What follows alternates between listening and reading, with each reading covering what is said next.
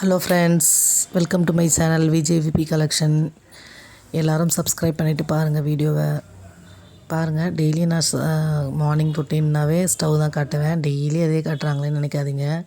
ஏன்னா க்ளீன் பண்ணிவிட்டு படுப்பேன் நான். அது என்னோடய டெய்லி ரொட்டீனாகவே வச்சுருக்கேன். பாருங்கள், ஷிங்க் எல்லாத்தையுமே தொடச்சிட்டு க்ளீனாக படுத்தோம்னா காலையில் எழுந்திரிக்கும் போது மைண்டே ரிலாக்ஸாக இருக்கும். எனக்குமே அப்படி தான். என்றைக்காவது ஒரு நாள் ஏதாவது உடம்பு முடியலன்னா படுப்பேன். காலையில் பார்க்கும்போது கஷ்டமாக இருக்கும். காலையில் மைண்ட் ஒரு மாதிரி ஆகிடும். அதனால தான் எப்போவுமே க்ளீன் பண்ணிவிட்டு படுப்பேன். பாருங்கள், ரைஸ்க்கு அரிசி ஊற வச்சுட்டு ரைஸ் செட் பண்ணிட்டேன். தக்காளி தொக்கு தான் பண்ண போகிறேன். தக்காளி தொக்கு, வாழைக்காய் ஃப்ரை. ஈஸியான தக்காளி சட்னி இது பசங்களுக்கு வெங்காயம் போட்டால் ஸ்மெல் வரும், பிடிக்காது.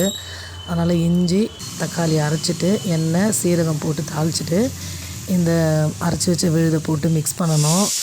இதுதான் தக்காளி சாதம். நாங்கள் ட்ரெயின் ட்ராவல் அப்போல்லாம் இது மாதிரி தான் எடுத்துகிட்டு போவோம். ஆனால் சைட் டிஷ்க்கு நல்லா ஏதாவது உருளைக்கிழங்கு தொக்கு அந்த மாதிரி எடுத்துன்னு போனோம்னா இது ட்ரையாக இருக்கிறதுக்கு கரெக்டாக இருக்கும் காம்பினேஷனு. பாருங்கள், கருவேப்பிலை போட்டு தாளிச்சிட்டு இதை ஊற்றிடுறேன். இதுக்கு சைட் டிஷ் வாழைக்காவை சீவிட்டு சிப்ஸ் மாதிரி வறுத்துடலாம் அப்படின்னு சொல்லிட்டு. எப்போவுமே இந்த அரிசி கவன தண்ணி வேஸ்ட் பண்ணாமல் கொண்டு போய்ட்டு செடி உள்ளே வச்சுருக்கேன். பால்கனிலலாம் அந்த செடியில் ஊற்றிடுவேன் நான். எவ்வளோ ஃப்ரெஷ்ஷாக இருக்குது பாருங்கள். இது தக்காளி தொக்கு வதங்கிடுச்சு. இது வாழைக்காய் ஃப்ரை அப்படியே சீவறதை வச்சு ஸ்ட்ரெயிட்டாக அந்த எண்ணெயிலே சீவி விடலாம். அப்படி தான் பண்ணுவேன். ஆனால் அப்படி பண்ணும்போது ஒட்டிக்கும். இது கொஞ்சமாக எண்ணெய் வச்சு ஒரே ஒரு வாழைக்காய் தான். அதனால் தனித்தனியாக எடுத்து போட்டு ஃப்ரை பண்ணுறேன். சீக்கிரமாகவே வெந்துவங்க இது. நானே கொஞ்சம் தீய விட்டுட்டேன். ஆனால் தீஞ்சதுனாலும் நல்லா டேஸ்ட் நல்லா இருந்தது. அப்புறம் ஹெல்த்தியான சத்து மாவு என்னோடய ஷார்ட்ஸ் ஒன்று போட்டிருந்தேன். எல்லா சிறுதானியமும் வச்சு பாதாம் முந்திரி அது கூட போட்டு டேஸ்ட்டாக ஒரு சத்து மாவு ரெடி பண்ணி வச்சுருக்கேன். அதுதான் காலையில் பசங்க விருப்பமாக சாப்பிடுவாங்க. ஹெல்த்தியாகவும் இருக்கும். பாருங்கள், நாட்டு சக்கரை மட்டும் ஒரு 2 ஸ்பூன் போட்டு மிக்ஸ் பண்ணி ரெடி பண்ணிட்டேன். கொஞ்சமாக பால் ஊற்றிடணும் வெந்துட்ட பிறகு. வாழைக்காய் இந்த செட் ரெடி ஆகிட்டே இருக்குது. வாழைக்காய் ஃப்ரை பண்ணதும் அதில் உப்பு மிளகாத்தூள் போட்டு குளிக்கிட்டோம்னா அது சிப்ஸ் ரெடி. ரொம்ப நல்லாயிருக்கும். சிம்பிளாக இருந்தாலும் பசங்களுக்கு ரொம்ப பிடிக்கும். சாதம் இறக்கி வச்சுட்டேன். சாதம் போட்டு கிளறிட்டு டிஃபன் பாக்ஸ் பேக் பண்ண வேண்டியது தான். கொஞ்சமாக மிளகாத்தூள் போட்டால் போதும். இது பால் காய்ச்சிட்டு சத்து மாவில் கொஞ்சம் பால் ஊற்றி மிக்ஸ் பண்ணி வச்சிடுறேன். இப்போ இந்த தக்காளி தொக்கும் ரெடி ஆகிடுச்சு. அதில் சாதம் போட்டு கிளறிடுறேன். இது உப்பு மிளகாத்தூள் போட்டு மிக்ஸ் பண்ணுறேன். வாழைக்காய் லைட்டாக தீஞ்சிடுச்சு. ஆனால் டேஸ்ட் நல்லா தாங்க இருந்தது. பார்க்கறதுக்கு தான் கருப்பாக தெரியுது.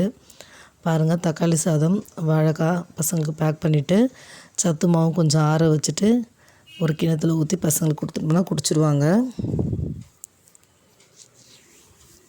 கூட கொஞ்சம் ரைஸும் எடுத்துப்பாங்க சாப்பிட்றதுனா மார்னிங்கே.